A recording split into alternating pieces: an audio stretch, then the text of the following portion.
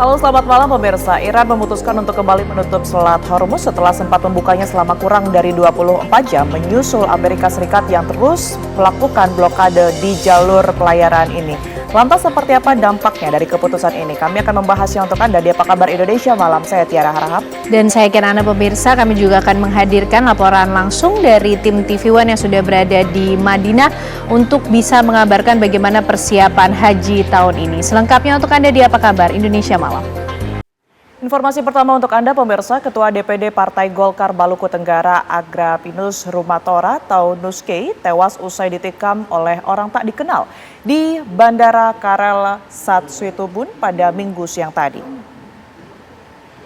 Peristiwa tersebut terjadi di area pintu kedatangan bandara, tepatnya di Desa Ibra, Kecamatan Ki Kecil, Maluku Tenggara. Berdasarkan informasi yang diperoleh, korban ditikam dengan menggunakan senjata tajam saat hendak keluar dari terminal kedatangan. Kedatangan Nuskei di Langgur diketahui untuk menghadiri musyawarah daerah Partai Golkar yang dijadwalkan berlangsung pada 22 April mendatang.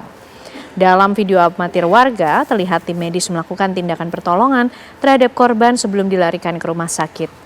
Hingga berita ini diturunkan, pihak kepolisian setempat belum mengeluarkan pernyataan resmi terkait kasus penikaman yang menewaskan Ketua DPD Partai Golkar Maluku Tenggara ini.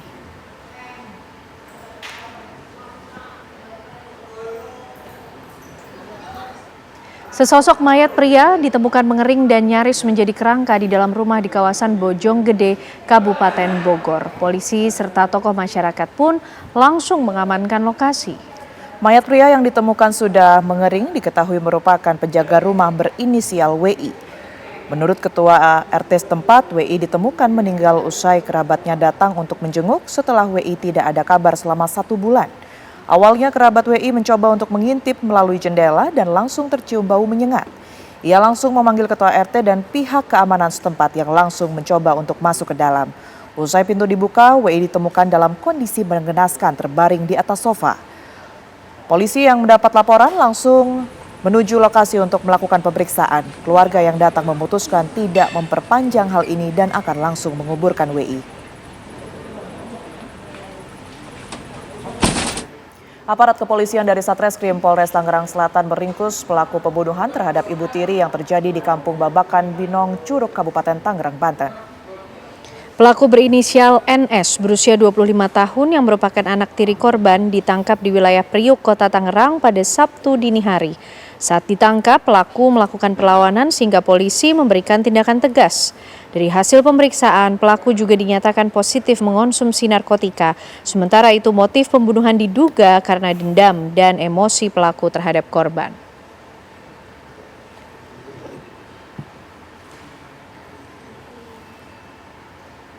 Bareskrim Polri membongkar importasi ilegal dugaan tindak pidana penyelundupan handphone di wilayah Jakarta Utara dan Jakarta Barat. Dari 5 lokasi penggerebekan, polisi menyita 4.000 lebih ponsel ilegal berbagai merek beserta ribuan aksesoris spare part-nya.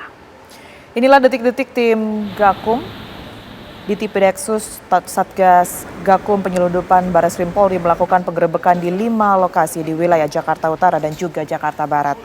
Penggerebekan dipimpin langsung oleh Direktur Tipideksus Bareskrim Polri, Brigjen Pol Ade Safri Simanjuntak, dan Wakil Direktur Tipideksus Kombes Pol Arif Budiman yang mendatangi lokasi penyimpanan barang importir ilegal di sebuah gudang di kawasan Kapal Muara, Jakarta Utara. Operasi berlanjut ke sebuah ruko di kawasan Pantai Indah Barat, Penjaringan, Jakarta Utara. Penggeledahan terus berlanjut pemirsa hingga ke lokasi kelima, sebuah gudang di Citaya Garden, Kalideres, Jakarta Barat. Total polisi menyita 4.000 lebih unit ponsel ilegal berbagai merek.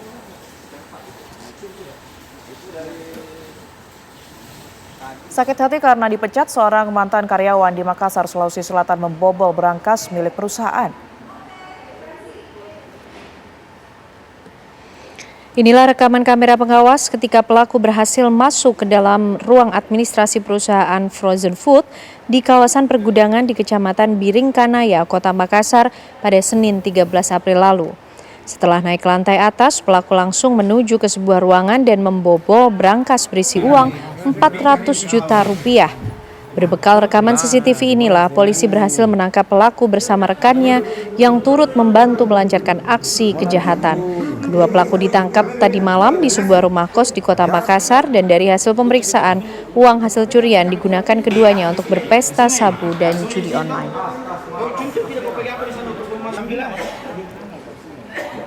Kebakaran hebat melanda permukiman warga di Kecamatan Sapuran, Kabupaten Wonosobo, Jawa Tengah pada Sabtu malam. Ya, kebakaran terjadi di Dusun Puntuk Sari. Api pertama kali diketahui setelah seorang warga melihat kepulan asap dari atap rumah. Warga yang mengetahui kejadian tersebut langsung berupaya memadamkan api dengan peralatan seadanya. Namun besarnya kobaran api membuat si jago merah dengan cepat merambat ke rumah-rumah di sekitarnya. Petugas pemadam kebakaran yang menerima laporan segera menuju ke lokasi terjadinya kebakaran. Dengan mengerahkan 2 mobil pemadam, api akhirnya berhasil dijinakan setelah proses pemadaman selama kurang lebih 2 jam. Dari hasil penyelidikan sementara, pemirsa, kebakaran diduga dipicu dari korsleting listrik. Tidak ada korban jiwa dalam peristiwa ini, namun 2 rumah ludes terbakar dan 4 lainnya rusak, dengan total kerugian ditaksir mencapai ratusan juta rupiah. Pondok pesantren Hidayatullah di Mamuju, Sulawesi Barat terbakar. Api menghanguskan ruangan kelas dan juga bangunan. Api sangat cepat menjalar ke bangunan ruangan kelas yang dalam kondisi kosong karena tidak ada aktivitas belajar dan mengajar. Petugas damkar yang berupaya memadamkan api berjibaku melawan api, namun api sangat cepat menjalar ke bangunan lain. Akibatnya 3 ruangan kelas terbakar dan 1 bangunan BMH ikut terbakar. Puluhan santri yang tinggal di dalam ponpes panik, mereka menangis histeris ketakutan. 1 orang santri pingsan, ia pun dievakuasi ke ruangan yang ada di dalam ponpes. 3 unit mobil pemadam kebakaran dan 1 mobil water cannon Brimopolda Sulawesi Barat dikerahkan dan api baru bisa dipadamkan 1 jam kemudian.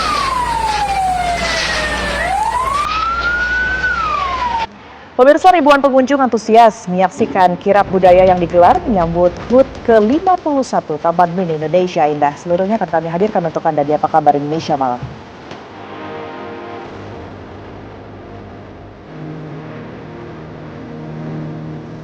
Pemirsa, ribuan pengunjung antusias menyaksikan kirap budaya yang digelar menyambut HUT ke-51 Taman Mini Indonesia Indah.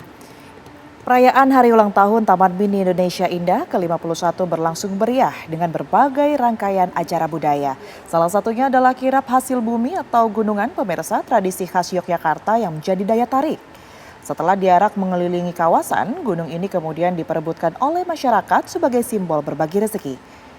Tradisi yang berasal dari Yogyakarta ini melambangkan kemakmuran dan rasa syukur atas hasil panen dengan susunan sayur dan hasil bumi yang dibentuk menjadi gunungan.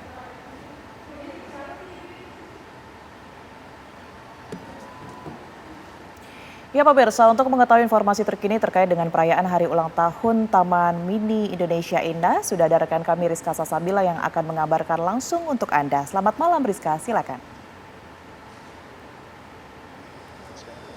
Ya, selamat malam Tiara dan juga pemirsa. Kalau tadi Anda melihat tayangan kirap gunungan atau kirap hasil bumi atau gunungan yang merupakan salah satu tradisi Yogyakarta, ini turut memeriahkan kirap budaya yang sekaligus memeriahkan perayaan Hari Ulang Tahun ke-51 Taman Mini Indonesia Indah. Nah, salah satunya di tempat saya mengabarkan atau tepatnya di Amfiteater ini sebelumnya juga digelar sebuah pagelaran ataupun sebuah pagelaran mistik kecak dance yang merupakan atau diambil dari kisah Ramayana, yaitu tari kecak yang menceritakan tentang Hanoman Obong, yaitu seorang dewa kera Hanoman yang diutus oleh Sri Rama untuk menyampaikan pesan dan menyelamatkan Dewi Sinta dari penculikan Rahwana. Nah, adapun di Amfiteater ini sendiri ini dengan kapasitas 1.000 orang penonton, dan tadi sebelumnya itu memang sangat ramai, yang mana kalau kita melihat ini penontonnya melebihi dari 1.000 penonton. Nah, selain itu kalau tadi tentang Hanoman Obong, nantinya sekitar pada pukul 19.30 juga akan ada pertunjukan lagi di Amfiteater, yang mana ini akan menceritakan kisah Sinta Obong, yang mana menceritakan perjalanan kisah cinta Sinta dan juga Sri Rama, yang mana nantinya juga pertunjukan ini merupakan Sinta Obong yang biasanya digelar di Candi Prambanan. Nah, bayangkan pemirsa, untuk merayakan merayakan dan memeriahkan perayaan HUT Taman Mini Indonesia Indah ini, pemirsa bisa datang dan juga yang sudah bisa datang dan membeli tiket secara gratis dan juga menonton pertunjukan. Yang mana kalau misalkan tanpa harus jauh-jauh ke Candi Prambanan, tapi di kawasan Jakarta ini bisa juga turut memeriahkan di Taman Mini Indonesia Indah. Sementara itu demikian Tiara. Baik, Rizka, sudah dimulai dari jam berapa tadi rangkaian acara di sana dan akan berlangsung sampai jam berapa pula? Ya, kalau tadi kami melihat susunan acara perayaan Hari Ulang Tahun Taman Mini Indonesia Indah ini sendiri sudah digelar sejak hari kemarin atau tepatnya 18 April 2026, yang mana untuk hari ini sendiri 19 April ini menjadi hari terakhir, yang mana nantinya kalau kami melihat dari jadwal ataupun rangkaian acara ataupun pertunjukan perayaan Sinta Obong ini yang akan digelar pada pukul 19.30 ini menjadi salah satu acara terakhir yang juga akan memeriahkan hari ulang tahun Taman Mini Indonesia Indah saat ini. Seperti itu, Tiara. Baik, terima kasih atas laporan lengkap Anda langsung dari Taman Mini Indonesia Indah Jakarta, Rizka Salsabila. Pemirsa, seorang perempuan mengancam karyawati salah satu toko ponsel ternama di Kota Medan, Sumatera Utara dengan senjata tajam. Peristiwa tersebut pemirsa dipicu akibat pelaku pengancaman merasa kesal telah menjadi korban penipuan promo di media sosial. Kerugian yang dialami pelaku pun mencapai puluhan juta rupiah. Dalam rekaman CCTV, pelaku AN yang mengenakan baju berwarna pink ini semula masuk menuju ke etalase, sempat melakukan transaksi jual beli ke pegawai ponsel. Berbekal kelengahan security, pelaku kemudian masuk ke area dalam etalase lalu mengacungkan senjata tajam ke leher salah satu pegawai. Aksi tersebut pun berakhir setelah petugas keamanan dan karyawan toko lainnya sigap melumpuhkan pelaku. Sementara kepolisian Polsek Medan Kota kini tengah melakukan penyelidikan dan mendalami kasus tersebut. Pelaku pun telah diamankan di Mapolsek Medan Kota.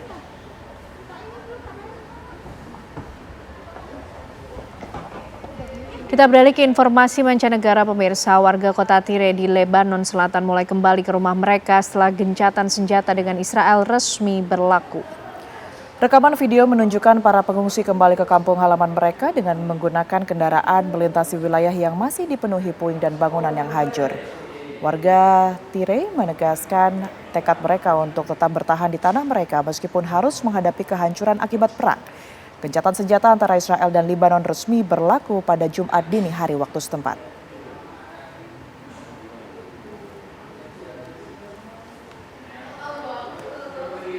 Pada Jumat waktu setempat, pasukan penjaga perdamaian PBB di Lebanon, UNIFIL, diterjunkan ke Lebanon Selatan setelah tewasnya seorang personil UNIFIL dan 3 lainnya terluka akibat tembakan. Kendaraan dan personel UNIFIL bersama Angkatan Darat Lebanon bergerak di jalur antara Marjeon dan Al-Qayyam. UNIFIL menyatakan insiden terjadi saat mereka sedang patroli membersihkan sisa-sisa amunisi yang belum meledak di sebuah jalan di desa Gandourieh. Serangan senjata ringan tersebut menyebabkan 1 pasukan penjaga perdamaian tewas dan 3 lainnya terluka. 2 diantaranya dalam kondisi kritis. UNIFIL menegaskan penembakan diduga berasal dari aktor non-negara dan penyelidikan masih berlangsung untuk mengetahui kronologi lengkap. Insiden ini terjadi di tengah gencatan senjata 10 hari antara Israel dan Lebanon yang mulai berlaku pada hari Jumat.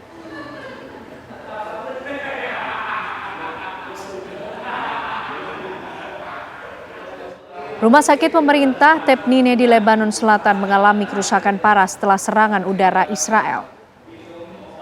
Rekaman video memperlihatkan kendaraan dan bangunan di sekitar rumah sakit rusak, serta bagian dalam gedung seperti langit-langit dan ruangan yang ikut terdampak.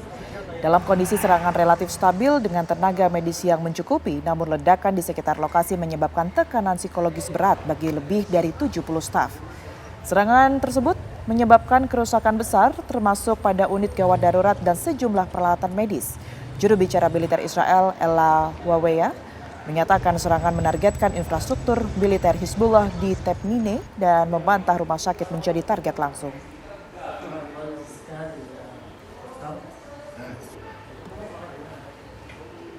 Pemirsa, Iran memutuskan untuk kembali menutup Selat Hormuz setelah sempat membukanya selama kurang dari 24 jam menyusul keputusan dari Amerika Serikat yang tetap memblokade jalur perairan tersebut. Lantas seperti apa dampaknya? Akan kami bahas bersama dengan sejumlah narasumber di Apa Kabar Indonesia malam sesaat lagi untuk Anda.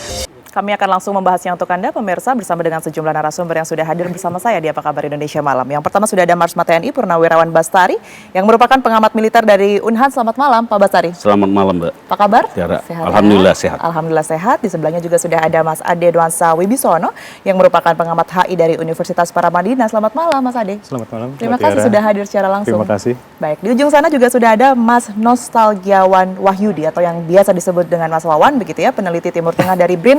Selamat malam, Mas Wawan. Selamat malam, Mbak Fitria. Semoga sehat juga kabarnya. Amin, sehat Oke. semua. Baik, saya langsung ke Mas Ade gitu ya. Mas Ade, kita tahu bahwa kemarin di sekitar tanggal 17 ya waktu Indonesia, Selat Hormuz sudah sempat diputuskan untuk dibuka oleh Iran, tapi rasanya tidak sampai 24 jam. Kemudian ini mereka memutuskan untuk menutup kembali. Ini akibat dari dalam tanda kutip ulah Amerika Serikat karena memang masih melakukan blokade begitu ya di jalur perairan tersebut. Sebenarnya mau Amerika apa sih kalau menurut Mas Ade? Ya, jadi kalau yang saya lihat dalam kondisi terakhir di Iran, bahwa memang Amerika ini sedang menerapkan logika zero sum game ya. Dalam artian mereka ingin mendapatkan suatu logik keuntungan paling 100% dalam perang ini, dan mereka tidak menginginkan agar Iran tuh bisa mendapatkan nafas sedikit pun.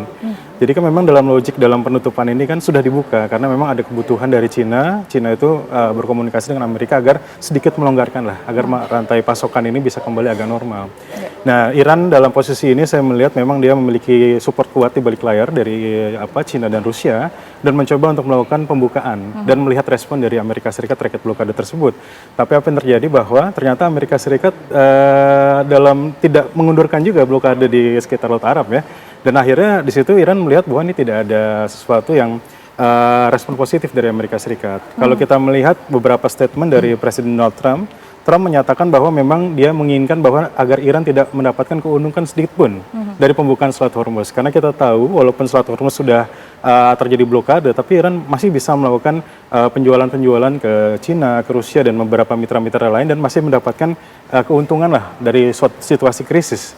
Nah, di sini akhirnya saya melihat bahwa Amerika Serikat tidak mengizinkan sama sekali dalam posisi ini bahwa Iran nanti bisa mengambil napas, agar dia bisa menata ulang kembali, gitu ya? Mendapatkan keuntungan, dan dia bisa merekonstruksi lagi kekuatan militer dia, khususnya di penguatan terkait dengan kapal-kapal lautnya. Dan akhirnya di sini logika itu yang saya lihat terjadi zero sum. Amerika tidak mengizinkan sekalipun agar Iran bisa kembali retouch, comeback untuk memperkuat kembali kekuatan militer dia, dan akhirnya ini menjadi upaya untuk menekan diplomasi secara total, penekanan secara total. Kita tahu apa yang terjadi sebelumnya di sekitar tanggal 11 sampai 12 ya di Islamabad, Pakistan, itu terjadi kegagalan dari perundingan senjata antara Iran dan Amerika Serikat. Salah satu isu yang kita lihat paling penting adalah bagaimana Amerika Serikat itu ingin menekan kedaulatan Iran dalam pengayaan uranium. Nah, dari sisi ini akhirnya kita melihat bahwa ini akan menjadi perang dengan nafas yang sangat panjang menurut saya, karena memang artinya apa? Tidak ada titik temu. Amerika menginginkan ada dua poin yang saya lihat. Pertama adalah pembukaan Selat Hormuz secara total. Yang kedua adalah bagaimana agar Iran itu menghentikan segala proyek pengayaan uranium yang nanti bisa berimplikasi pada kekuatan nuklir atau senjata nuklir, teknologi nuklir. Nah, dalam logika hubungan internasional, karena memang saya berasal dari logik ini dari pengamat, dari pakar HI, kita melihat bahwa sebenarnya Amerika Serikat di sini bergerak sebagai protektor atau pelindung dari Israel di Timur Tengah. Jadi bagaimana akhirnya sekecil apapun kekuatan potensi reaksi nuklir yang dimiliki Iran, itu akan dianggap sebagai sebuah threat atau ancaman.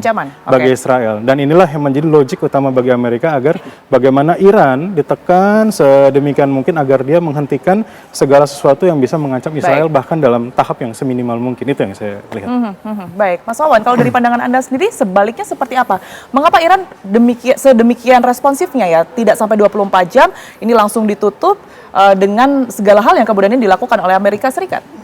Ya, seperti ini ya. Kalau kita melihat ya, sebetulnya ada gagap diplomasi sebetulnya yang dilakukan oleh Trump, yang itu gagal dipotret oleh kita semua ya. Jadi kita melihat bahwa ketika Iran mengendorkan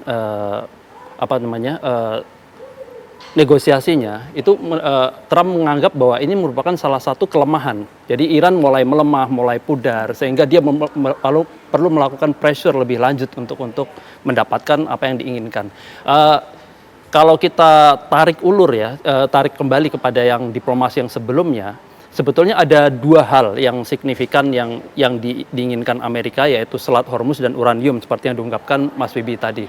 Sebaliknya Iran tuh ada tiga, Mbak, yang perlu menjadi catatan. Pertama itu nuklirnya, kedua Hormuz, yang ketiga adalah Lebanon. Nah, maka kita jangan terlena ya. Jadi mengapa Iran waktu itu membuka Selat Hormuz?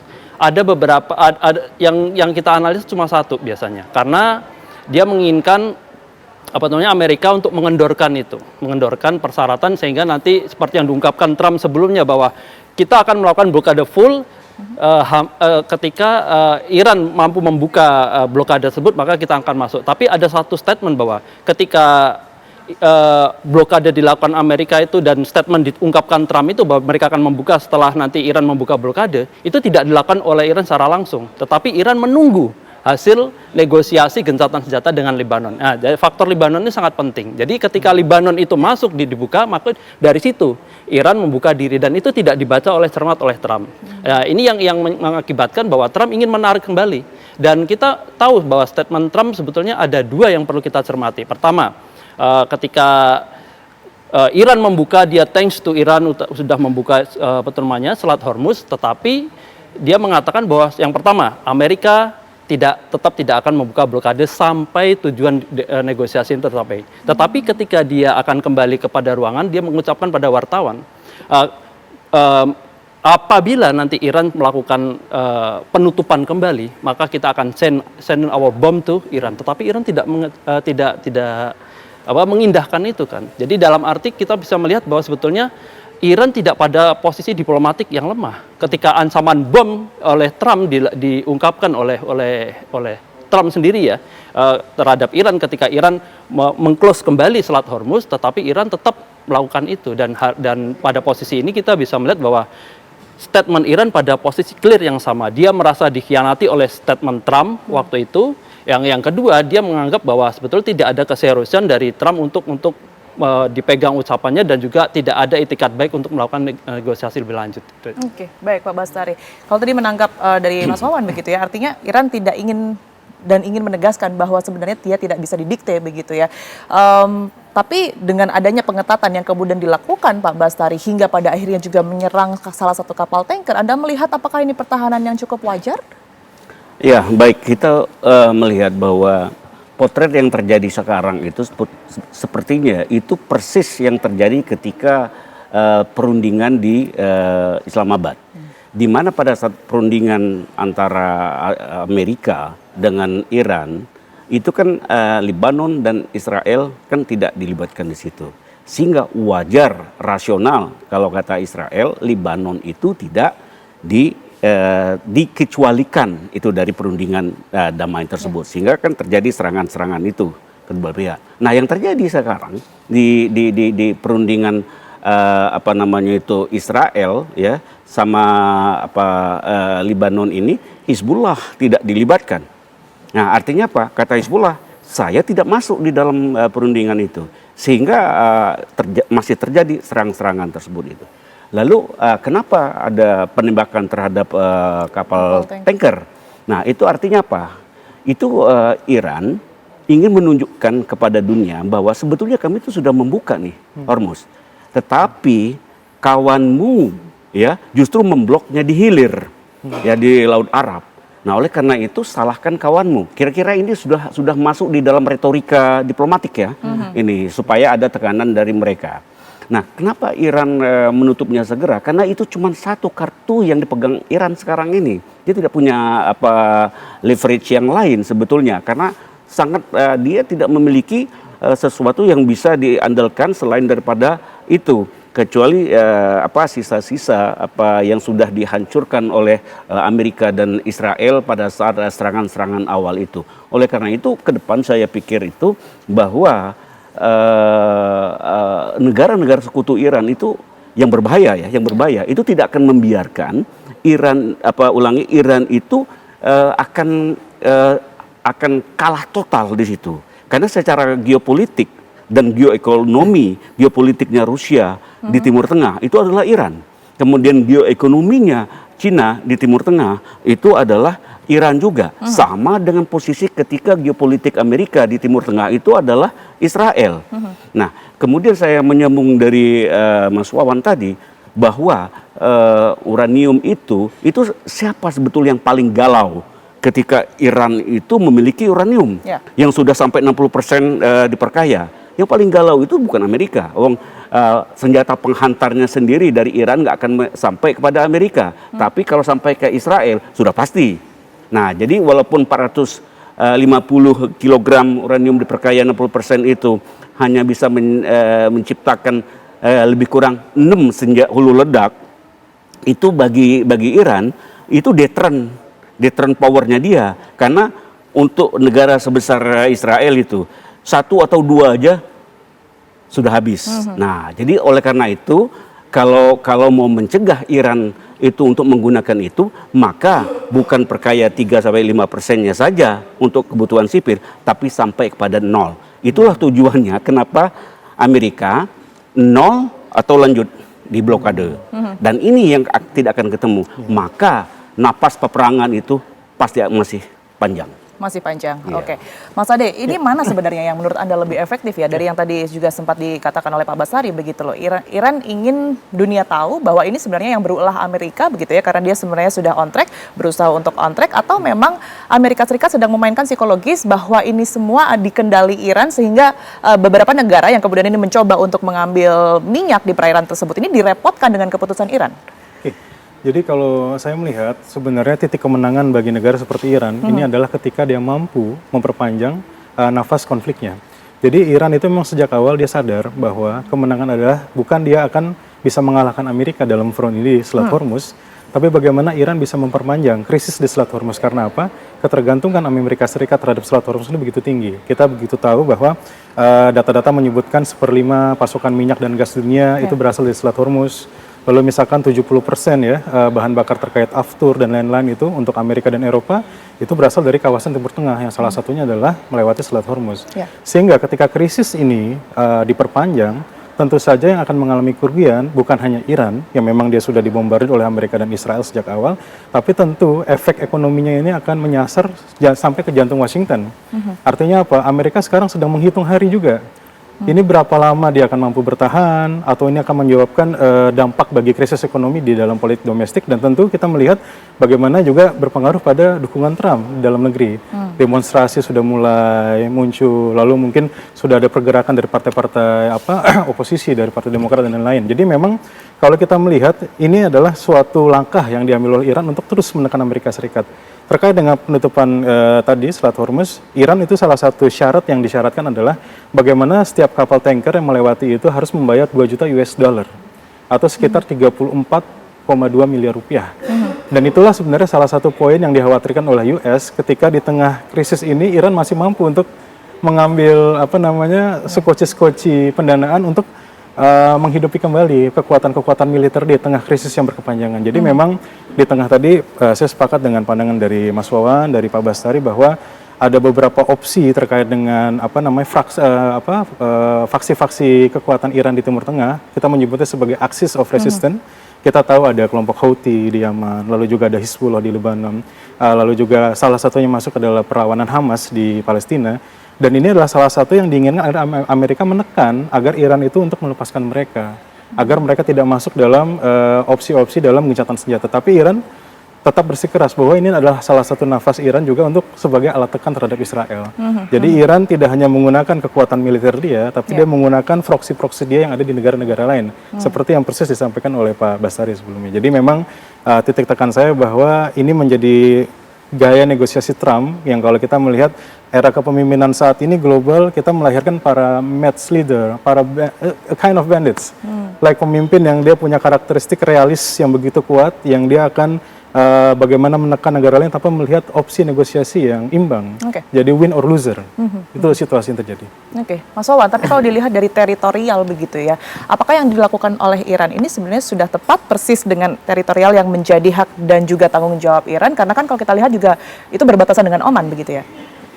Ya, begini ya, sebetulnya ketika ceruk itu yang menjadi teluk itu kan yang di Iran, sedangkan yang semenanjung itu nggak Oman kan. Jadi sebetulnya seperti huruf U kan, coverage itu lebih banyak pada pihak Iran. Itu yang selama ini dipermainkan kan. Dalam arti memang sejak runtutan dari kapal itu keluar dari Selat Hormuz, maka yang lebih memonitoring itu Iran, karena diapit oleh dua, maka nanti wilayahnya lebih banyak ke Iran sebetulnya. Dan ini sebetulnya merupakan kekuatan geopolitik ya. Bagaimana kita melihat ya sebetulnya ketika terjadi kegagalan diplomasi di Pakistan, itu yang kita pikirkan opsinya dua, duduk kembali atau perang. Tetapi ketika duduk kembali itu kemarin ketika kita mau duduk berdiskusi di Pakistan, tetapi 10 syarat ini masuk dalam bahan negosiasi yang disetujui. Ya. Itu merupakan sebuah diplomatic setback sebetulnya bagi Amerika, dan Trump sendiri malu sebetulnya dengan itu. Maka ketika Selat Hormuz itu ditutup, opsinya Trump tidak berani perang. Itu di luar biasa. Saya tidak menduga sebetulnya ketika Trump melakukan pemblokadaan total. Jadi kalau kami mati, kamu juga mati kan gitu seperti itu. Jadi itu yang kita cermati. Jadi pada titik saat ini kita melihat bahwa Trump memang cukup menghindari opsi perang secara langsung. Dan ini permainan-permainan yang memang digunakan Trump untuk agar bisa Iran melemah dalam tanda kutip. Jadi ketika blokade itu total, ketika kapal-kapal yang keluar itu hanya kapal-kapal selektif yang merupakan rekanan dari Iran yang bisa memberikan bantuan secara politik ataupun ekonomi, sedangkan Trump tidak bisa mendapatkan apapun. Kita bisa melihat sebetulnya kalau kita trace ya, yang memblokade itu Iran, tetapi blaming itu kepada Trump dan Amerika. Itu yang kadang-kadang bagi Amerika tidak masuk akal, dan Trump berkali-kali berkuar Iran mengancam energi dunia dengan memblokade itu. Tetapi orang-orang di seluruh dunia termasuk rekanan yang diinginkan Trump untuk membela dia ketika perang ini tidak mengatakan bahwa perang ini diakibatkan oleh Trump dan kamulah yang mengakibatkan blokade ini terjadi dan krisis energi di dunia itu terjadi. Itu yang perlu kita cermati. Dan juga yang berikutnya yang perlu kita ketahui mengapa Trump melakukan blokade di laut lepas. Karena sejak awal memang untuk armada laut Iran memang dihancurkan habis-habisan, kapal perang yang besar-besar ya. Tetapi Iran masih punya yang kapal dalam skala kecil yang bisa lebih cepat dari kapal induk larinya. Dan juga kapal selam ini yang misalnya memang coveragenya memang lebih lincah dan proporsional untuk laut yang dangkal seperti itu. Ya, dan itu yang menjadikan kelemahan Iran di laut lepas, dan Amerika mengandalkan hal demikian. Namun demikian Amerika tetap tidak berani masuk karena coverage Iran lebih bagus untuk laut dangkal. Baik, Amerika masih tidak berani masuk begitu ya. Menarik jika kita membahas mengenai kapal-kapal yang kemudian ini disiagakan begitu Pak Bastari. Kalau Anda sendiri mengamati mungkin kapal yang kemudian dipilih oleh Amerika Serikat untuk memblokade jalur yang kemarin itu, apakah memang kapal-kapal yang secara fungsinya ini disiagakan untuk perang atau sebenarnya jenis apa? Ya, jelas blokade itu membutuhkan satu set fleet kombatan ya. Jadi ada kapal induknya, ada kapal perusaknya, kemudian juga ada kapal-kapal logistik di mana bisa memenuhi kebutuhannya sendiri di situ beserta personil-personil. Jadi kalau kita melihat kekuatan blokade oleh Amerika itu di Laut Arab itu, di laut lepas itu memang besar sekali. Hanya dampaknya itu kan tidak semua orang di dunia ini, negara di dunia ini menyetujui tindakan Amerika. Karena percuma ketika Hormuz dibuka, kemudian sudah dirilis untuk keluar, disuruh balik lagi sama Amerika ke sana. Jadi sama saja, pencekik terakhirnya itu justru di Amerika. Dan itu kontroversi dengan keinginan Trump di awalnya itu agar Selat Hormuz itu dibuka. Setelah dibuka, terjadi dia yang memblokade. Nah ini yang menjadi turbulensinya kebijakan Trump itu, yang oleh negara sekutunya sendiri di Eropa itu blunder. Sebetulnya seperti apa? Dari awal memang mereka tidak diajak untuk bicara, untuk menggempur Iran. Nah sekarang sudah terjadi dalam tanda kutip bahwa politik Iran di dalam diplomasinya membuka Selat Hormuz lagi-lagi yang menghentikan akses keluar daripada energi itu justru Trump sendiri, Amerika sendiri. Dan inilah kita melihat bahwa ada dimensi lain sebetulnya yang akan dimainkan oleh Amerika dan sekutunya. Kenapa terjadi buka tutup dan kenapa terjadi blunder kebijakan yang seperti itu terjadi antara Iran dan Amerika dan Israel. Baik, strategi dari Amerika Strategi, Serikat tentunya ya. ya. Oke, menarik, kita nanti juga akan membahas begitu ya. Ini sudah terjadi, mereka buka tutup jalur Selat Hormuz begitu ya. Lantas bagaimana dampak secara global ke depannya begitu? Apalagi kalau kita ingat di tanggal 22 begitu ya. Ini seharusnya gencatan senjata sudah berakhir. Setelahnya akan seperti apa? Kita akan membahasnya di Apa Kabar Indonesia Malam, pemirsa, sesaat lagi usai jeda berikut ini. Baik, saya langsung minta pandangan Mas Wawan begitu ya. Mas Wawan, ini kalau pemimpin tertinggi Iran sudah mengatakan seperti ini, artinya sudah dalam tanda kutip siap perang begitu ya, apa yang akan terjadi ke depannya? Dampak dari ini semua? Sebetulnya kesiapan Iran untuk perang sudah diungkapkan dari awal ya. Jadi ketika penyerangan terhadap Iran itu terjadi oleh Amerika, Iran memang sudah mempersiapkan sebuah mekanisme perang yang lebih bisa diulur jangka waktu yang lebih panjang. Karena memang desain dari Amerika sendiri secara ekonomi ataupun secara postur militer yang digunakan di Timur Tengah itu bukan untuk perang jangka panjang. Jadi toppling the regime, buat chaos masyarakat, nanti agar ada regime change. Tapi itu tidak terjadi. Kita bisa melihat bahwa sebetulnya postur pertahanan ini memang sudah diredikan ketika pasca 1979 revolusi Iran, ketika installment of military base yang ada di negara-negara Teluk, maka dari porsi seperti itu Iran sudah mempersiapkan mekanisme postur militer yang memang pertahanannya mencapai untuk memungkinkan serangan udara, memungkinkan serangan laut ataupun darat, sehingga hal seperti itu bisa untuk menjadi statement kunci bagi Iran untuk bisa bertahan. Kita bisa melihat seperti ini ya. Jadi Iran bersikeras bahwa mereka tidak takut dengan ancaman Trump ketika dia melakukan reclosing the Selat Hormuz dan itu Amerika akan menjatuhkan bom di sana. Kalau saya melihatnya seperti ini. Jadi Iran memiliki sebuah ketahanan yang tidak dimiliki oleh Amerika. Jadi kalau misalnya Selat Hormuz itu ditutup dan juga blokade total di hilirnya itu dilakukan oleh Amerika, yang teriak bukan hanya Iran ataupun Amerika, yang teriak ada seluruh dunia. Betul. Kita tahu bahwa sebetulnya negara yang paling tidak terdampak itu Iran gitu loh. Sampai sekarang harga energi di Iran masih stabil, murah. Terus pasokan pangan juga tidak ada kerusuhan, tidak ada panic buying. Tetapi di Amerika sudah 30% lebih naik. Jadi sebenarnya kalau kita bicara mengenai penutupan Selat Hormuz sendiri, dampaknya terhadap dalam negeri Iran sendiri bagaimana? Ya jelas itu tergantung dari diplomasi kita itu sendiri. Itu yang jadi Indonesia seperti yang saya bicarakan sebelumnya cukup gagap ya dalam diplomasi kita ke Timur Tengah. Jadi kalau kita tarik mundur ke belakang, sebetulnya Indonesia sejak dulu menempatkan Timur Tengah sebagai negara non-traditional state dalam diplomasi. Dalam arti itu bukan prioritas. Dan karena itu kita menjadi gagap. Misalnya kemarin Trump lying, menempel pada Pak Prabowo menempel pada Trump sehingga menjadi sekretaris BOP. Sekarang juga hal yang sama dilakukan oleh Prabowo. Sekarang menempel, kita membuat fakta pertahanan. Namun demikian, ini yang membuat Indonesia tidak bisa bergerak lebih luas gitu loh. Ketika melakukan diplomasi dengan Iran, dan ini juga cukup beresiko pada diplomasi Indonesia ke depan. Oke, saya ke Mas Ade. Mas Ade, kalau kita lihat begitu ya secara keseluruhan, ketika tadi pemimpin tertinggi Iran sudah mengatakan seperti itu, dampak secara global nanti ke depannya, apalagi pasca nanti berakhir ya gencatan senjata, bagaimana? Ya. Jadi kalau saya melihat ya di tengah dunia yang terconnected seperti ini, tidak mungkin kalau Iran juga tidak terdampak. Jadi tadi saya sempat membaca, memang ada dampak khususnya dalam konteks pangan. Jadi sekarang Iran ini sedang mengalami salah satunya krisis pangan yang juga cukup luar biasa, kenaikan harga-harga pangan hampir 100%. Jadi artinya ya di tengah situasi konflik tidak mungkin, karena memang kan namanya kita membutuhkan ekspor impor, hubungan dengan negara lain. Salah satu komoditas yang terdampak di Iran yang saya baca adalah salah satunya adalah minyak ini, kedelai, kacang kedelai. Dan itu dia berpengaruh juga pada produksi minyak nabati, minyak goreng dan konsumsi domestik ya. Dan itu akhirnya juga kita lihat bahwa Iran itu juga buying time juga sebenarnya. Jadi dalam artian dalam konteks ini saya menyebutkan bahwa ini adalah konflik yang dia berkaitan dengan ketahanan dalam durability dalam waktu. Jadi dalam konteks Amerika, Amerika sangat tergantung sekali dalam pasokan minyak, tapi juga Iran tidak lepas sepenuhnya. Mungkin minyak berasal dari dalam dirinya, tetapi ada komponen-komponen lain juga dibutuhkan, salah satunya mungkin pangan dan kebutuhan-kebutuhan domestik lainnya, itu yang pertama.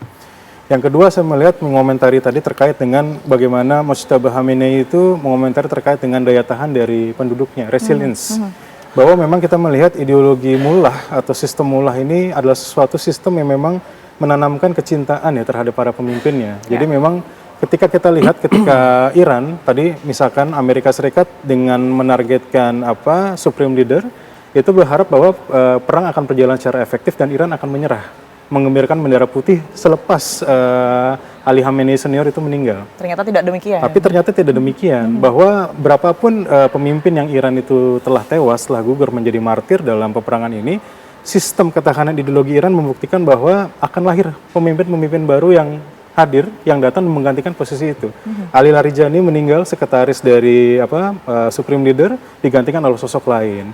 Dan kita melihat bahwa ini menjadi suatu bentuk kajian yang menarik ya, bagaimana daya tahan dari sebuah bangsa dalam konteks konflik tidak hanya dilihat dari tradisional militer, berapa jumlah tentara dia, berapa kekuatan teknologi militer, tapi bagaimana aspek kekuatan penanaman ideologi itu ternyata itu menjadi salah satu yang juga menjadi kajian tersendiri dalam konteks daya tahan Iran. Itu menjadi sesuatu yang membuat dunia juga terkejut. Bahwa dalam strategi militer yang blitzkrieg, serangan kilat, itu seharusnya Iran sudah menyerah. Tapi ternyata sekarang lahir pemimpin baru, bahkan salah satu karikatur menyebutkan Presiden Trump membunuh Ali Khamenei senior, dia mendapatkan Ali Khamenei yang lebih muda 30 tahun. Jadi ini adalah sebuah karikatur yang menggambarkan bahwa betapa daya juang ini juga menjadi salah satu nilai yang harus kita ukur dalam melihat konflik ini. Baik. Menarik untuk dibahas Pak Bastari. Bagaimana sebenarnya Iran memiliki kekuatan yang luar biasa, bahkan tidak terprediksi oleh Amerika Serikat begitu ya, dari mungkin hitung-hitungan di atas kertas sebenarnya Iran bisa saja menyerah, tapi ternyata bisa melanjutkan jauh lebih lama dibanding dengan kemampuan yang dimiliki Amerika Serikat. Ya, kalau dikatakan melampaui kekuatan Amerika Serikat itu juga tidak mungkin. Secara durasi, atau ekspektasi ya, durasi itu memang betul. Jadi artinya bahwa mulai dari masa perdamaian atau negosiasi di Islamabad dan sampai sekarang dilanjutkan di Israel dan Lebanon, itu saya melihat itu bahwa itu adalah masa kedua belah pihak, baik Amerika, Israel maupun Iran, itu adalah mengisi magazin kembali, ya, mengisi magazin kembali, plus yang di dalam negeri itu diupayakan untuk berfungsi kembali dari hasil atau dampak pemboman dari Amerika dan Israel. Nah, kita melihat kalau misalnya ancaman kelangkaan pangan itu saya pikir memang besar, tetapi tidak prinsipal bagi Iran. Itu karena apa? Kita melihat bahwa memang ada ekspor impornya melalui Hormuz, tetapi kita melihat di dalam topografinya Iran itu ke utaranya sahabat dia semua itu, sampai kepada Rusia dan mungkin juga sampai ke Cina, Pakistan ya, itu kan berbatasan semua. Jadi kalau kita melihat bahwa dia akan menjadi landlocknya oleh musuh-musuh di darat, itu tidak. Bahkan saya pikir bahwa dari aspek persenjataan itu sendiri, saya yakin ya dengan adanya pembukaan udara untuk penerbangan bebas bagi Iran itu sinyal bagi negara-negara siapapun yang akan menerbangkan pesawatnya juga aman. Nah, amannya di sini membawa apa kepada kekuatannya Iran? Apakah logistik untuk rakyatnya atau juga kepada militernya yang membutuhkan itu? Nah, saya mengutip tadi yang disampaikan bahwa semakin lama perang itu juga tidak menguntungkan sebetulnya bagi kedua belah pihak, khususnya kepada Amerika. Bagi Iran juga dengan perpanjangnya peperangan itu, apalagi sudah di Laut Arab itu sudah diblokade, juga akan sangat mempengaruhi kemampuan logistik peperangannya Iran itu sendiri. Tekanan-tekanan logistik itu akan sangat mempengaruhi bagaimana kekuatan daya gempurnya militer ataupun milisi yang ada di Iran sendiri. Respons dari negara-negara Timur Tengah lainnya nanti akan seperti apa, Mas Wawan? Berbeda-beda ya. Jadi kalau kita lihat sebetulnya kalau negara-negara yang secara normal tidak memiliki kepentingan agenda yang lebih besar seperti negara Qatar ataupun seperti Yaman, Oman dan juga Irak ya. Jadi menginginkan sebetulnya perdamaian yang lebih cepat. Tapi kalau untuk negara seperti Uni Emirat Arab dan juga Arab Saudi itu masih mempunyai agenda tersendiri. Jadi kita masih ingat bagaimana Trump secara terbuka sebetulnya ini aib negara Arab ya. Jadi negara Arab ingin tampil di depan bahwa mereka menginginkan adanya perdamaian, tidak lanjut perang, tetapi di belakang mereka mensupport itu. Dan itu diungkapkan Trump, jika if you want to go to the war dan memperpanjang perang itu, danai kita gitu. Jadi itu mengungkapkan sebetulnya ada riak-riak seperti ini ya, bahwa Amerika memang tidak mempunyai pendanaan untuk eskalasi panjang dan mereka menginginkan itu pada the rest itu loh. Jadi left the war the rest to the Arabs. Jadi seperti ini. Skenario pertama ya kalau kita bicara masalah exit war waktu itu ya. Yang pertama, jadi akan mengulangi perang 12 hari yang terjadi antara Amerika dan ini. Jadi perang serang besar-besaran, setelah itu pergi dan mengklaim kita menang. Yang kedua, left the rest to the Arabs. Jadi biarkan nanti ketika itu dilanjutkan oleh Uni Emirat Arab, Bahrain dan juga Arab Saudi, nanti bagian jual senjata aja si Amerika kan gitu. Yang ketiga ini yang perlu penting, kita duduk di perundingan. Ini yang kita perlu cermati. Jadi perundingan ini memang didesain untuk ditarik ulur karena pada perundingan pertama Amerika merasakan dan juga Israel ya, ketika di tengah-tengah perundingan menelpon merasa bahwa tidak ada pencapaian yang cukup bagus dari target-target mereka, sehingga merasa perundingan kemarin perlu di deadlock, kita perlu untuk melakukan suspend dulu sehingga nanti akan ada pembicaraan kedua. Meskipun Mujtaba Khomeini kemarin mengungkapkan bahwa mereka ready untuk war, tetapi Arasi sendiri menuliskan bahwa pada sampai detik ini mereka pada posisi yang ready untuk melakukan diplomasi lebih lanjut. Terlebih lagi kita bisa melihat kemarin Pakistan datang ke Iran kan, untuk merayu ini pada waktu detik-detik terakhir untuk menghambat atau menekan agar perang itu tidak terjadi. Dan juga seperti kemarin ketika kapal-kapal dagang dari Cina itu keluar dari sana, jadi Cina merupakan negara yang paling terdampak dari sektor energi dan ketergantungan yang cukup tinggi karena selama ini Cina mendapatkan rate yang lebih rendah dari Iran. Sedangkan Iran sendiri tidak mementingkan rate tapi mementingkan stok dari ini. Maka harga minyak di Iran sendiri tidak terpengaruh. Jadi naiknya harga misalnya minyak dunia bagi Iran itu sama aja karena dia production dalam negerinya bagus. Yang menjadi persoalan adalah stok dalam negeri Iran itu sejauh mana. Itu yang menjadi ini kan, yang menjadi tarik ulur di situ. Dan ketika tekanan dari Cina mempunyai investasi surat utang negara yang cukup besar di Amerika, ketika dia melewati Selat Hormuz yang diblokade total, itu merupakan penghinaan sebetulnya bagi diplomasi Amerika ya. Dan itu yang perlu kita cermati bahwa ini yang akan dimainkan oleh Iran itu sendiri. Jadi Iran pada titik ini memang ingin melakukan suspension of diplomasi, meskipun Mujtaba mengatakan kami ready untuk perang, tetapi sebetulnya pada sisi diplomasi kita lebih mempercayai apa yang diungkapkan oleh Menteri Luar Negeri Iran. Jadi posisi sekarang Iran masih mengedepankan diplomasi dan itu yang ditekankan oleh Rusia, ditekankan oleh Cina dan juga Perancis mempunyai peran besar. Jadi pada detik-detik terakhir ini kita cukup melupakan bahwa Perancis mempunyai komunikasi khusus dan termasuk salah satu negara Eropa yang diberikan akses ya kemarin akses yang cukup terbuka karena ada sengketa antara istri Macron sama istri Trump kan gitu. Itu yang menyebabkan positioning Perancis ini pada posisi yang menguntungkan Iran kan. Iran memberikan akses itu menunjukkan pada Eropa bahwa sebetulnya Iran pihak yang cukup bisa untuk diajak berbicara dan duduk, tidak hanya menyerang. Ya, Mas Ade, kalau memang jalur diplomasi ini lebih memungkinkan begitu ya, memang belum ada waktu pasti kapan nantinya perundingan kedua akan dilakukan di Pakistan. Tapi kalaupun waktu itu tiba, kira-kira akankah ada perubahan yang cukup signifikan atau jalan di tempat seperti kemarin?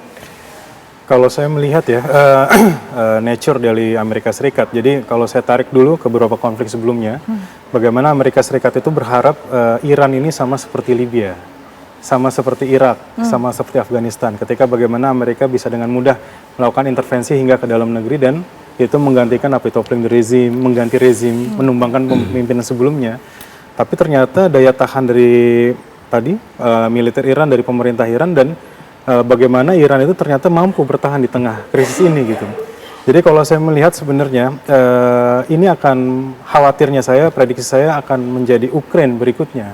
Jadi kita mengkhawatirkan bahwa eskalasi ini akan berlangsung cukup lama. Ya mungkin tidak sampai tahunan, tapi tidak juga dalam waktu yang singkat. Sehingga akhirnya dalam kondisi yang demikian, saya mungkin melihat bagaimana salah satunya pemerintah Indonesia harus menyiapkan alternatif lain terkait dengan salah satu kita paling terdampak adalah terkait dengan penyediaan bahan bakar minyak BBM. Jadi kalau saya melihat dalam konteks ini, prediksi saya nampaknya eskalasi akan terjadi naik dan turun, bahwa akan terjadi deadlock di mana keduanya selalu mengedepankan logika zero sum, saya harus menang dan Anda harus kalah, dan tidak bisa menemukan titik tengah. Tapi saya masih mempercayai bahwa kita sebagai manusia, dalam artian manusia menginginkan nature-nya perdamaian, karena kita tidak mungkin menahan kelaparan, kita harus memenuhi kebutuhan logistik dari masyarakat, dan pasti pemerintah Iran pada satu titik dan Amerika Serikat pada satu titik harus bertemu dalam perundingan.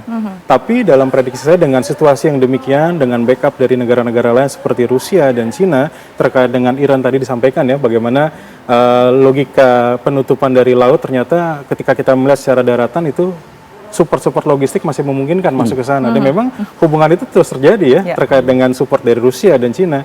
Ini akan menjadi sesuatu yang panjang nampaknya.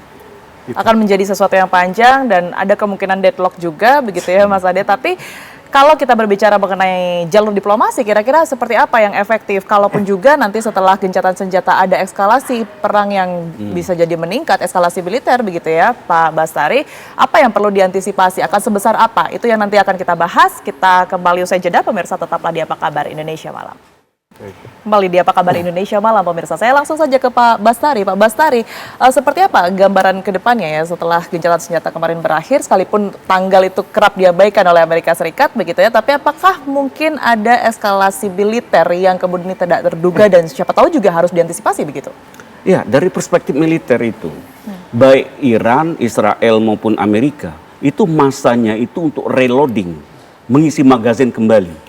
Ya, artinya apa? Sudah dibentuk perjanjian di Islamabad yang katakanlah gagal. Memang nggak memperdulikan mau dia 21 jam, mau dia 40 sekian jam, nggak penting bagaimana. Yang jelas tahap itu mereka lalui dan itu mempengaruhi ya daripada korporat yang ada di bawah administrasi Trump saat itu. Nah, kemudian ketika itu berlangsung, kita tidak terlalu naif untuk mengatakan, oh ini pasti akan berakhir. Tidak. Karena militernya mereka itu kan membutuhkan reproduksi lagi amunisi-amunisi yang sudah dikeluarkan habis-habisan di 4 hari pertama penyerangan mereka terhadap Iran itu luar biasa. Ya, membutuhkan pengisian kembali. Demikian juga Israel. Hanya persoalannya sekarang bahwa Israel targetnya cuma satu sebetulnya. Nuklirnya itu Iran harus nol. Nolnya Iran itu sebetulnya tidak terlalu berpengaruh, tidak terlalu dianggap sama Amerika. Itu catatan saya. Tapi bagi Israel itu adalah sesuatu yang harus dicapai 0%. Tidak boleh 3 sampai 5%. Enggak, harus 0. Nah, kalau sampai itu terjadi, maka Israel itu selalu di bawah bayang-bayangan mimpi buruk ya sepanjang itu. Sehingga dari konstelasi peperangan ini akan terjadi terus-menerus seperti ini kecuali Amerika menerima sepenuhnya syarat-syarat yang diberikan oleh Israel, oleh Iran. Ya. Nah, kemudian bagi Israel itu tidak mungkin itu. Harus 0. Nah, dia akan ngambek kepada Amerika kalau itu ada terjadi perundingan ya persetujuan yang memberikan waktu atau kesempatan kepada Iran untuk katakanlah sekarang itu kan berkembang antara 2 sampai 5 tahun. Ya kan? Nah, bagi Amerika enggak, minimal 20 tahun you tidak boleh melaksanakan pengayaan uranium. Dan ini kan bertabrakan. Nah, karena itu tidak mungkin, apakah nanti setelah gencatan senjata selesai ini juga akan terjadi eskalasi yang jauh lebih besar dibandingkan sebelum gencatan? Ya, kalau eskalasinya jauh lebih besar itu masih debatable ya. Tetapi peperangan tidak akan terhenti. Karena apa? Israel Perang merasa panjang. tidak aman. Oke. Ya, Israel itu sangat berkepentingan bahwa hegemoni dia, keamanan dia di Timur Tengah itu ditentukan satu-satunya oleh Iran. Iran lah yang memelihara proksi-proksi ini tadi yang ada di Lebanon, ada di Palestina, ada di Houthi di Yaman. Itu membuat tidurnya rakyatnya Israel itu tidak tenang. Jadi harus itu yang dicapai. Jadi with or without nanti Amerika bagi Israel ini peperangan dengan Iran harus dilanjutkan. Dan komitmen ini sebetulnya nggak bisa terjadi begitu Israel berperang, udah pasti Amerika juga pasti akan membantu minimal supply daripada senjata. Itulah yang akan dilaksanakan kira-kira ke depan tuh saya percaya seperti itu. Oke, baik. Mas Ade, kalau harus nol uranium, di mana ada satu poin yang tidak mungkin diwujudkan, disetujui oleh Iran. Lantas bagaimana jalur diplomasi yang seharusnya dilakukan agar ini semua setidaknya lebih efektif begitu? Saya rasa Cina dan Rusia akan menjadi faktor penekan yang penting ya.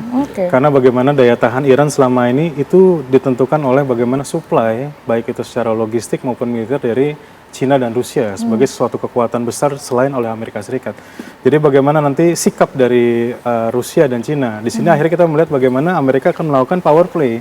Dia tidak secara langsung juga melakukan serangan terhadap Iran, dalam artian dia sudah melakukan interaksi langsung dan terbukti di Islamabad, itu di Pakistan, perundingan gagal.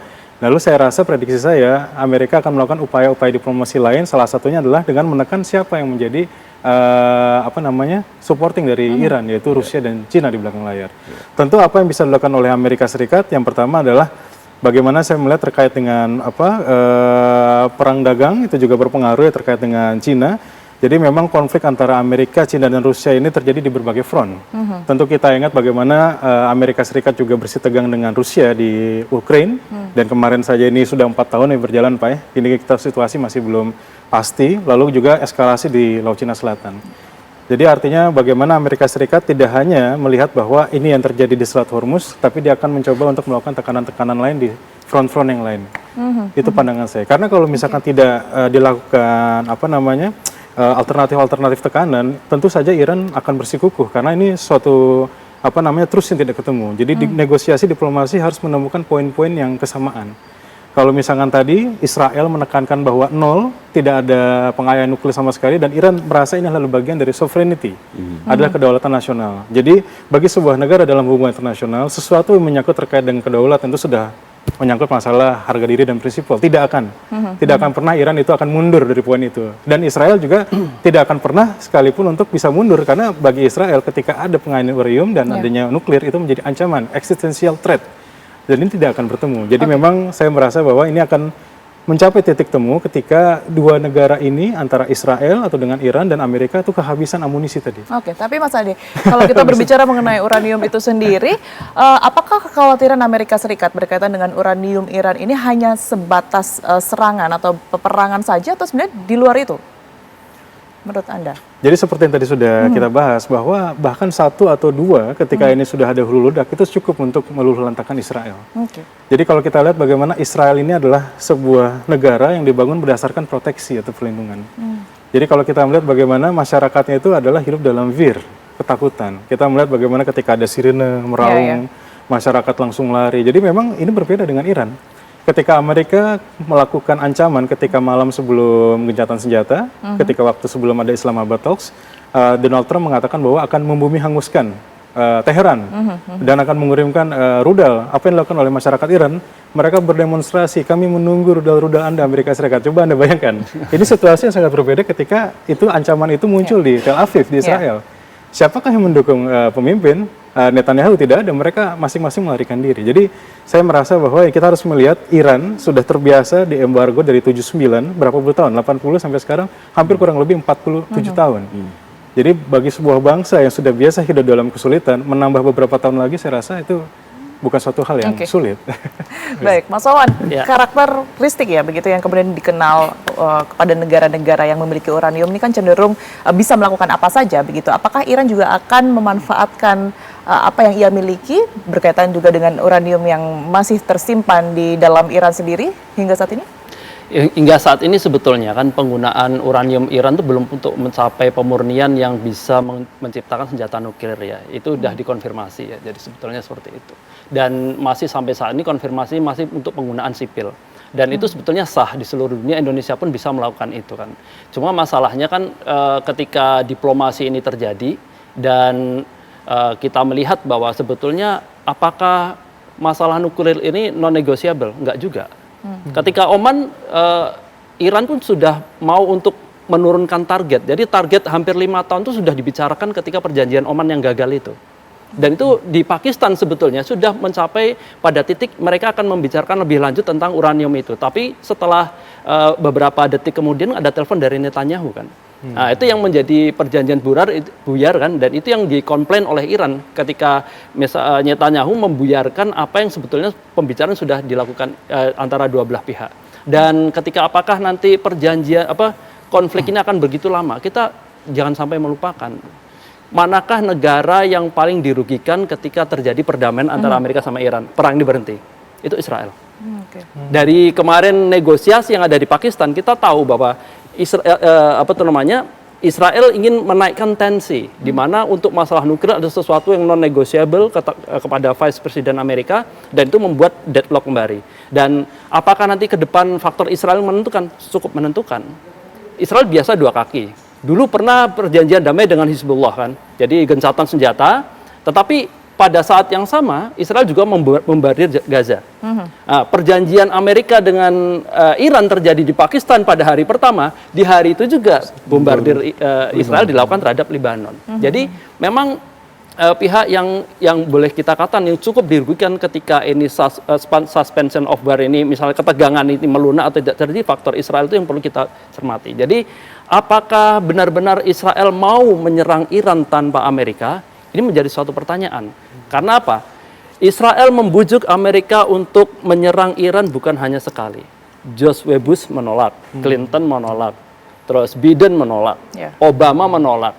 Ketika sedalam 1 tahun lebih dari 7 kali Netanyahu datang ke Trump dan itu diiyakan, disitulah kita membuktikan bahwa sebetulnya Israel sangat membutuhkan kehadiran Amerika dalam perang-perang ini. Dan negosiasi ini masih dalam monitoring Netanyahu. Dan statement terakhir sudah clear ya, bahwa apapun yang terjadi, bahwa Netanyahu tidak akan menurunkan tensi dan tetap akan melakukan tindakan-tindakan yang dianggap perlu untuk melakukan defense ya. Bahasa mereka defense terhadap Lebanon dan juga Iran, proksi yang ada di Lebanon dan juga Iran. Ini yang menjadi faktor penentu. Apakah nanti naik turunnya ini tergantung dari keputusan politik dari Netanyahu itu sendiri.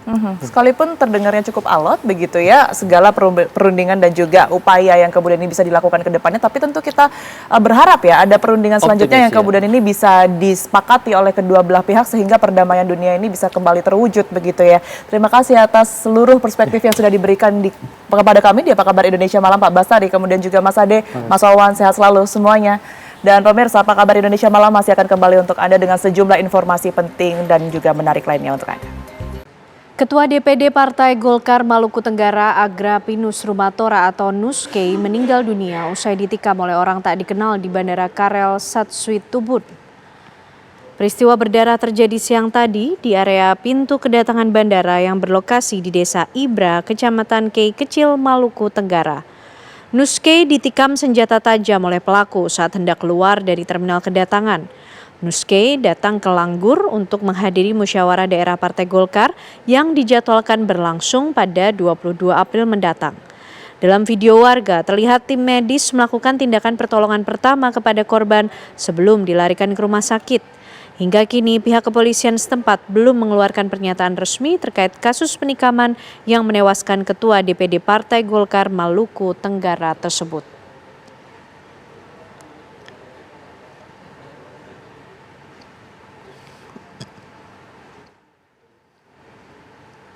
Kecelakaan maut melibatkan 5 kendaraan terjadi di Jalan Raya Lumajang, Probolinggo, Jawa Timur, Sabtu malam. 4 penumpang mobil dilaporkan tewas dan 1 lainnya luka-luka.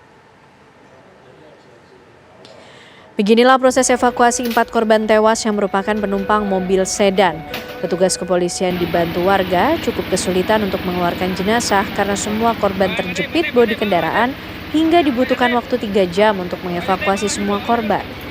Peristiwa naas ini terjadi pada Sabtu malam di mana diduga truk mengalami remblong di jalan yang menurun dan menabrak 5 kendaraan yang sedang berhenti karena menunggu kereta api melintas.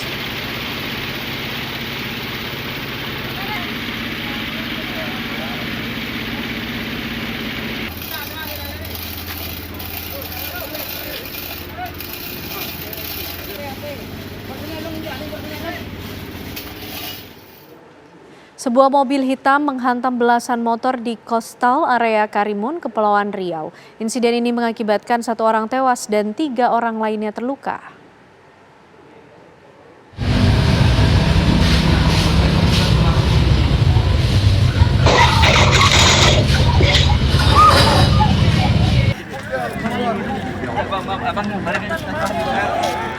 Inilah detik-detik tangkapan rekaman CCTV. Sebuah mobil berwarna hitam terlihat menabrak belasan motor yang sedang terparkir di Coastal area Karimun.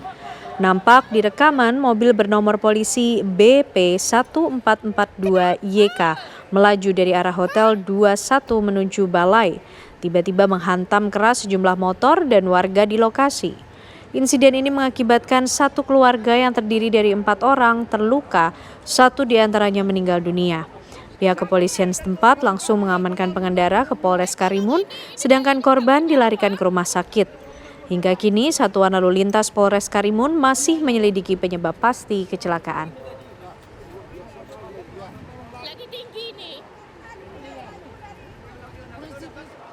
Penggelapan uang jemaat paroki Aek Nabara senilai 28 miliar rupiah diduga dilakukan mantan pejabat Bank BUMN kantor cabang pembantu. Pihak bank pun tengah melakukan verifikasi aliran dana dan telah berkomitmen menyelesaikan pengembalian dana. Paroki Aek Nabara sebagai pemilik kredit Union Paroki Aek Nabara melayangkan somasi kepada Bank BNI. Paroki Aek Nabara menjadi korban dugaan penggelapan dana umat gereja senilai 28 miliar rupiah yang dilakukan mantan Kepala Kas Bank BNI Unit Aek Nabara Cabang Rantau Prapat AHF. Kuasa hukum Paroki Aek Nabara menyebut mantan Kepala Kas Bank BNI Unit Aek Nabara AHF sudah dilaporkan ke aparat kepolisian. BNI sudah melaporkan Andi Hakim. Dari pihak BNI ya Pak yang melaporkan Andi Hakim. Karena memang itu adalah salah satu bentuk pertanggungjawaban mereka. Selain memberikan ganti rugi kepada sewa paroki. Sementara itu, atas peristiwa yang terjadi, pihak BNI telah aktif melakukan langkah-langkah penyelesaian sejak awal mula kasus ini terungkap pada Februari 2026. Pihak BNI juga telah melakukan pengembalian dana awal kepada kredit Union Paroki Aek Nabara senilai 7 miliar rupiah dan penyelesaian pengembalian dana nasabah akan segera dilakukan dalam pekan ini. Pengembalian dana awal pada CU Paroki Aek Nabara telah diserahkan sebagai wujud itikat baik dan tanggung jawab kepada nasabah. Serta proses penyelesaian terus berjalan secara hati-hati untuk memastikan hasil yang sah secara hukum. Penyelesaian akan kami lakukan dalam jangka waktu minggu ini. Kita berproses dan dipastikan minggu ini, Senin sampai Jumat, di hari kerja akan kita kembalikan. Kasus dugaan penggelapan dana kredit Union Paroki Aek Nabara yang diduga dilakukan mantan Kepala Kas BNI Unit Aek Nabara AHF menyita perhatian publik. Pelaku diduga memanfaatkan jabatan dan kepercayaan pihak nasabah. Kini, pelaku AHF telah ditangkap tim Direktorat Kriminal Khusus Polda Sumatera Utara bersama petugas imigrasi di Bandara Kuala Namu, Deli Serdang. AHF diamankan bersama sang istri usai 1 bulan kabur ke Australia. Dalam penangkapan, polisi juga telah menyita sejumlah barang bukti. Sudah kami lakukan amankan kemarin ya, salah satunya itu produk surat deposito investment yang palsu itu yang diterbitkan oleh tersangka. Jadi ini adalah produk palsu yang mereka klaim bahwa ini adalah produk dari BNI. Selanjutnya ada juga slip-slip setor tunai ke rekening. Terduga pelaku penggelapan dana nasabah Paroki Aik Nabara AHF sudah ditetapkan sebagai tersangka dan ditahan di Mapolda Sumatera Utara untuk diperiksa secara intensif atas aksi dugaan penipuan dan penggelapan dana nasabah yang dilakukannya. Dari Labuan Batu dan Medan, Sumatera Utara, tim TV One mengabarkan. Seorang perempuan mengancam karyawati salah satu toko ponsel ternama di kota Medan, Sumatera Utara dengan senjata tajam. Peristiwa tersebut dipicu akibat pelaku pengancaman merasa kesal telah menjadi korban penipuan promo di media sosial. Kerugian yang dialami pelaku pun mencapai puluhan juta rupiah. Dalam rekaman CCTV, pelaku AN yang mengenakan baju berwarna pink ini semula masuk menuju ke etalase, sempat melakukan transaksi jual beli ke pegawai. Berbekal kelengahan security, pelaku kemudian masuk ke area dalam etalase lalu mengacungkan senjata tajam ke leher salah satu pegawai. Aksi tersebut pun berakhir setelah petugas keamanan dan karyawan toko lainnya sigap melumpuhkan pelaku. Sementara kepolisian Polsek Medan Kota kini tengah melakukan penyelidikan dan mendalami kasus tersebut. Pelaku pun telah diamankan di Mapolsek Medan Kota.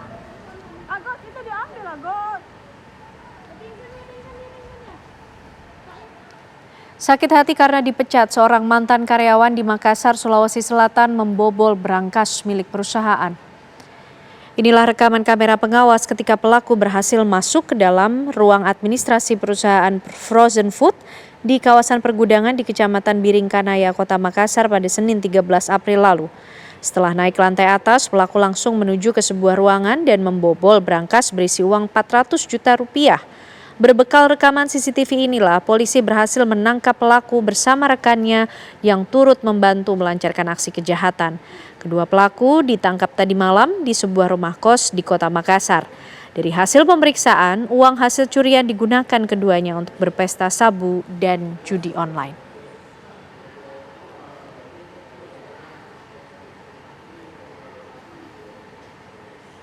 Di tol itu jembatan Tunjang, Pak. Sesosok mayat pria ditemukan mengering dan nyaris menjadi kerangka di dalam rumah di kawasan Bojonggede, Kabupaten Bogor. Polisi serta tokoh masyarakat pun langsung mengamankan lokasi.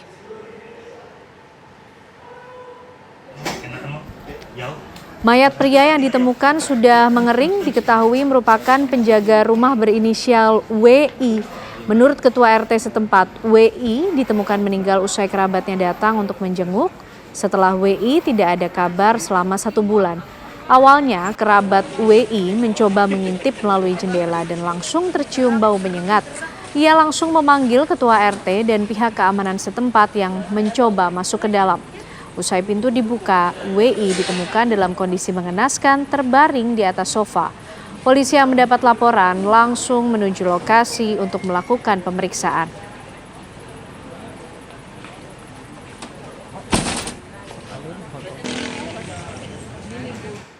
Bareskrim Polri membongkar importasi ilegal dugaan tindak pidana penyelundupan handphone di wilayah Jakarta Utara dan Jakarta Barat. Dari 5 lokasi penggerebekan, polisi menyita 4.000 lebih ponsel ilegal berbagai merek beserta ribuan aksesoris spare part-nya. Inilah pemirsa detik-detik tim Gakum di Tipideksus Satgas Gakum penyelundupan Bareskrim Polri melakukan penggerebekan di 5 lokasi di wilayah Jakarta Utara dan Jakarta Barat. Penggerebekan dipimpin langsung oleh Direktur Tipideksus Bareskrim Polri, Brigjen Pol Ade Safri Simanjuntak dan Wakil Direktur Tipideksus, Kombes Arif Budiman yang mendatangi lokasi penyimpanan barang importir ilegal di sebuah gudang di kawasan Kamal Muara, Jakarta Utara. Operasi berlanjut ke sebuah ruko di kawasan Pantai Indah Barat, Penjaringan, Jakarta Utara.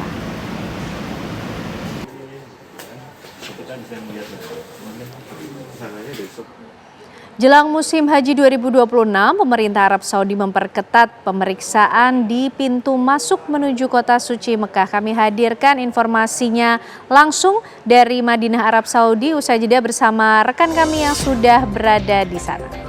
Pemirsa, jelang musim haji 2026, pemerintah Arab Saudi memperketat pemeriksaan di pintu masuk menuju kota suci Mekah. Setiap orang wajib menunjukkan visa dan dokumen resmi sebelum diizinkan melintas.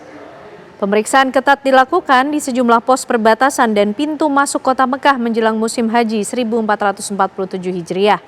Petugas keamanan secara intensif memeriksa dokumen perjalanan, termasuk visa dan izin masuk bagi setiap orang yang akan memasuki kota Mekah Al-Mukarramah. Hanya mereka yang memiliki visa haji resmi, izin tinggal dan pekerja dengan izin khusus di area tempat suci yang diperbolehkan melintas. Sementara individu yang tidak dapat menunjukkan dokumen sesuai ketentuan langsung diminta putar balik. Langkah tersebut merupakan bagian dari kebijakan pengendalian akses untuk mencegah masuknya jemaah haji ilegal ke kota Mekah. Selain itu, otoritas Saudi menegaskan seluruh pemegang visa selain visa haji tidak diperkenankan memasuki ataupun berada di Mekah selama periode pembatasan berlangsung.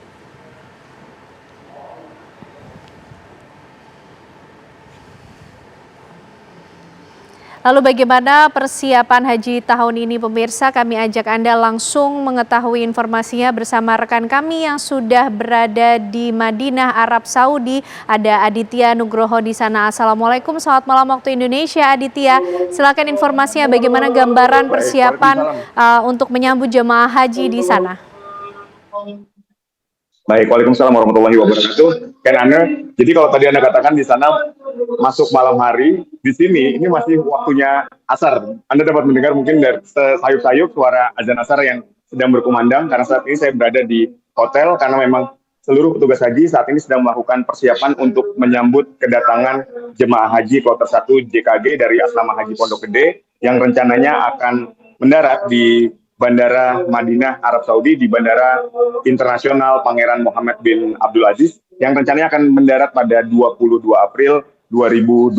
Jadi kita terus melakukan persiapan yang sangat matang. Hari ini seluruh petugas sedang mengecek persiapan hotel karena ada sekitar 118 hotel di 3 wilayah di kota Madinah ini yang dipersiapkan untuk jemaah haji. Jadi nanti jemaah haji gelombang pertama ini sekitar 100.000 akan mendarat di Madinah sebelum nanti bertolak ke Mekah untuk melaksanakan rangkaian puncak ibadah haji. Jadi persiapan betul-betul dilakukan mulai dari hotel, kemudian juga catering ini dipersiapkan dengan sangat baik. Bagaimana skema nanti pembagian catering, kemudian penggunaan waktu untuk menentukan jam makanan dan seterusnya itu diperhatikan betul-betul, termasuk bus transportasi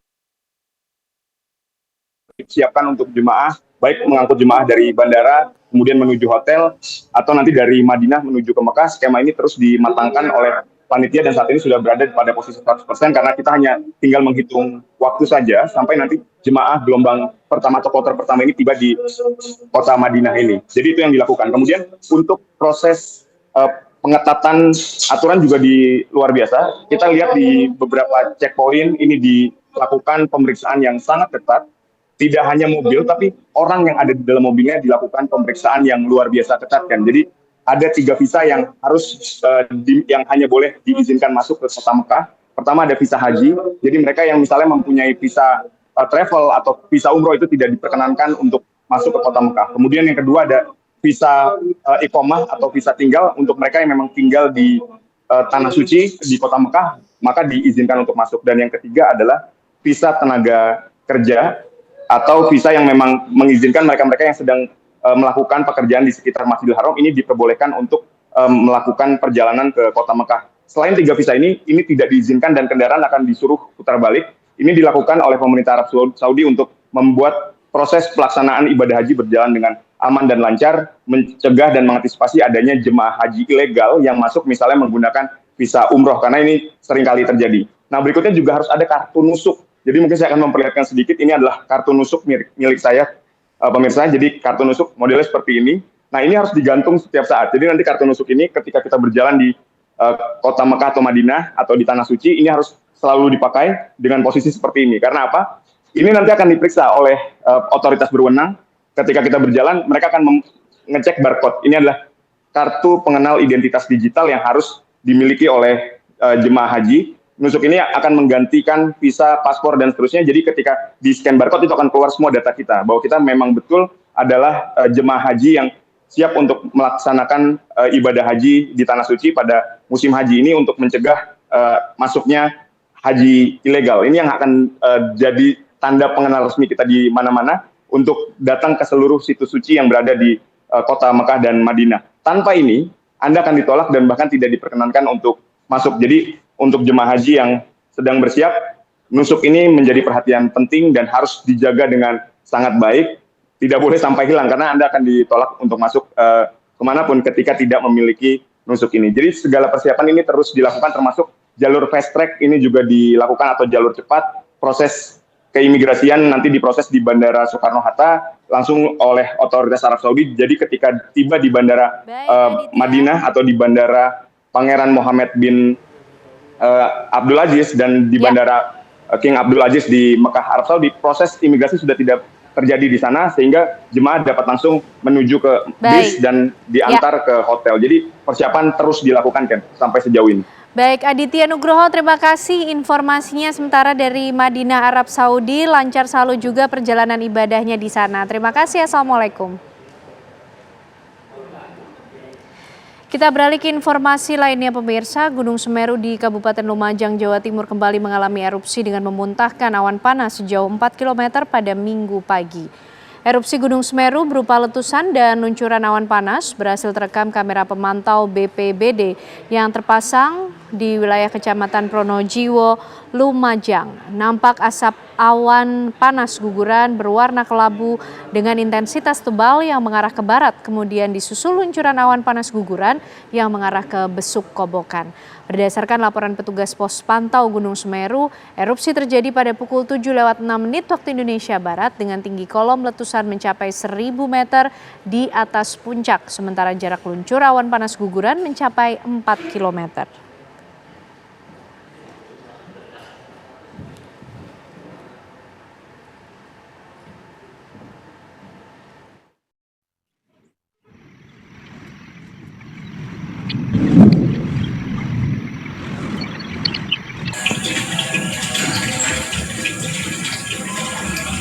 Informasi tersebut pemirsa mengakhiri kebersamaan kita di Apa Kabar Indonesia malam hari ini. Saya Kenana. Dan saya Tiara Haraha, pemirsa. Sesaat lagi Anda dapat menyaksikan program Kabar Utama. Kami pamit undur diri, terima kasih. Sampai jumpa.